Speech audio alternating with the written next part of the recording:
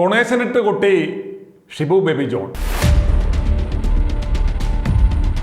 സരിതയുടെ കാറിന്റെ പച്ചയിൽ പിണറായി വിജയനെ സോളാർ കേസിൽ ബ്ലാക്ക്മെയിൽ ചെയ്ത് മന്ത്രിസ്ഥാനം പിടിച്ചു പറിച്ച കൊട്ടാരക്കര കൊണേശൻ ഇപ്പോൾ വാതുറക്കാൻ വയ്യാത്ത അവസ്ഥയാണ്. വാതുറന്നാൽ എവിടെ നിന്നൊക്കെയാണ് പൊങ്കാല വരുന്നത് എന്ന് അറിയുവാൻ പറ്റാത്ത അവസ്ഥയിലാണ് കാര്യങ്ങൾ പോകുന്നത്. മന്ത്രിസഭയിൽ ഇപ്പോൾ മൊത്തം അപ്പാവികൾ ആയതിനാൽ മൂക്കില്ല രാജ്യത്തെ മുറിമുഖൻ രാജാവാണ് ഈ കൊട്ടാരക്കര കൊണേശൻ. അതുകൊണ്ട് തന്നെ ഒരു നല്ല അഭിനേതാവായതുകൊണ്ടും വായിൽ കിടക്കുന്ന നാക്ക് ഒട്ടും മോശമല്ലാത്തത് കൊണ്ടും മന്ത്രിപദം കിട്ടി തുടക്കത്തിൽ തന്നെ ഒരു കസറൽ മാധ്യമങ്ങൾ അതെടുത്ത് നന്നായി അലക്കുകയും ചെയ്തു. ഒടുക്കം കൊണേശൻ പോന്തുവിളയാടി പാർട്ടിയുടെ നെഞ്ചത്ത് തന്നെ കയറി ഡിസ്കോ ഡാൻസ് കളിച്ചു തുടങ്ങിയപ്പോൾ പാർട്ടി തന്നെ ആദ്യ പണി കൊടുത്തു.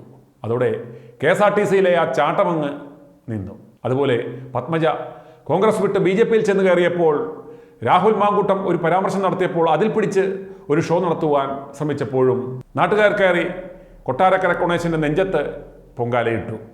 കുറച്ചു ദിവസമായി യാതൊരു അനക്കവുമില്ലാതിരിക്കുകയായിരുന്നു. അപ്പോഴാണ് പ്രേമചന്ദ്രനെതിരെ ഒരു കീറിയത്. നരേന്ദ്രമോദിയോട് ഭക്തിയുള്ള ഒരാളുമായിയാണ് കൊല്ലത്ത് മുകേഷ് മത്സരിക്കുന്നത് എന്നായിരുന്നു ഗണേഷ് കുമാറിൻ്റെ പരാമർശം. പൂജാമുറിയിൽ ചിലപ്പോൾ മോദിയുടെ ചിത്രമുണ്ടാവും. UDF സ്ഥാനാർത്ഥി ആളുകളെ കബളിപ്പിക്കുകയാണ്. മുസ്ലിം പള്ളിയിൽ ചെന്നാൽ ഖുറാനിലെ പദങ്ങൾ ഉദ്ധരിച്ച് പ്രസംഗിക്കും. അവിടെയും വലിയ അഭിനയമാണെന്നും ഗണേഷ് കുമാർ വിമർശിച്ചിരുന്നു. ആദ്യ ഭാര്യ സരിതയെയും മക്കളെയും തൊഴിച്ചു കളഞ്ഞ് ഒടുക്കം നർത്തകി മേതിൽ ദേവികയെ വിവാഹം കഴിച്ച ആ മുകേഷിനു വേണ്ടി ഒടുവിൽ ലവൻ്റെ പെണ്ണുപിടി സഹിക്കാൻ വയ്യാതെ അവരും കളഞ്ഞിട്ടുപോയി. ഈ മുതലിനു വേണ്ടിയാണ് ആദ്യ ഭാര്യ ഡോക്ടർ യാമിനി തങ്കച്ചിയെയും മക്കളെയും അടിച്ച് പുറത്തു കളഞ്ഞ് വേറൊരു സ്ത്രീയെയും കിട്ടി കൊട്ടാരക്കര ചവിട്ടുകോഴി കൊണേശൻ കൊല്ലത്തെ ജനങ്ങളുടെ പ്രിയങ്കരനായ നേതാവായ പ്രേമചന്ദ്രനെക്കുറിച്ച് ഇത്തരമൊരു മോശം പരാമർശം നടത്തിയത്.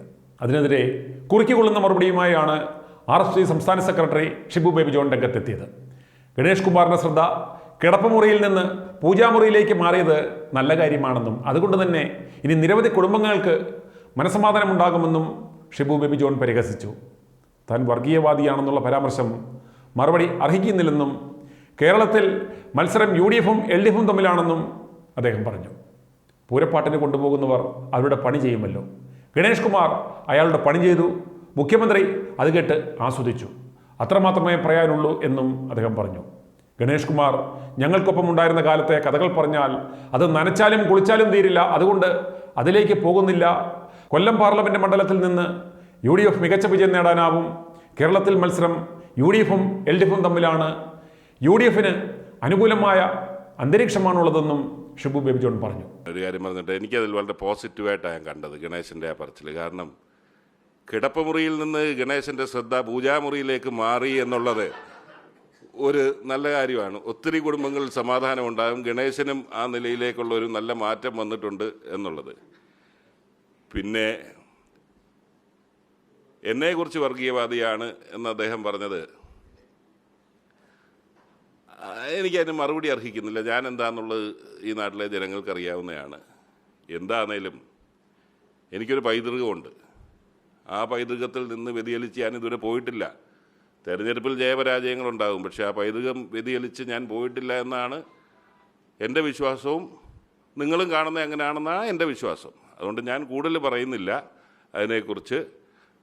അത് ഞാൻ പറഞ്ഞതുമല്ലോ, ഈ പൂരപ്പാട്ടിന് കൊണ്ടുപോകുന്നവർ അവർ കൃത്യമായി അവരുടെ ജോലി നിർവഹിക്കും എന്നുള്ള നിലയിലേക്ക്, അങ്ങനെയുള്ള ഒരു വേദിയിലേക്ക് കൊണ്ടുപോയി മുഖ്യമന്ത്രി ആസ്വദിച്ചിരിക്കുന്നു. പൂരപ്പാട്ടിൻ്റെ റോളിൽ ഗണേശൻ കുറേ കാര്യം പറഞ്ഞു എന്നുള്ളത് മാത്രമേ എനിക്ക് അതിനെക്കുറിച്ച് പറയാനുള്ളൂ. അത് ഗണേശൻ്റെ സംസ്കാരത്തിൽ നിന്ന് വരുന്നതാണ്. ഗണേശ് ഇപ്പുറത്ത് നിന്നപ്പോൾ ഞങ്ങൾ കേട്ട കഥകൾ എന്തൊക്കെയാണെന്ന് ഞങ്ങൾ വിളിച്ചു പറയാൻ പോയി കഴിഞ്ഞാൽ നനച്ചാലും കുളിച്ചാലും തീരത്തില്ല. അതുകൊണ്ട് ഞങ്ങൾ അതിലേക്ക് പറയുന്നില്ല. കൊണേശ ഇനി അല്പം ഒതുങ്ങുന്നതാണ് നല്ലത്.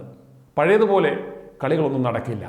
2 മണിയും കൂടി ഇനി വേണ്ട എന്നർത്ഥം. ഇനിയും തുടർന്നാൽ നാട്ടുകാർ ഇതുപോലെ എടുത്ത് പൊങ്കാലയിടും. i2i News, an eye for truth. i2i News subscribe ചെയ്തിട്ടില്ലാത്തവർ ഇപ്പോൾ തന്നെ സബ്സ്ക്രൈബ് ചെയ്യുക. നോട്ടിഫിക്കേഷൻ ലഭിക്കുവാൻ ബെൽ ബട്ടണും അമർത്തുക.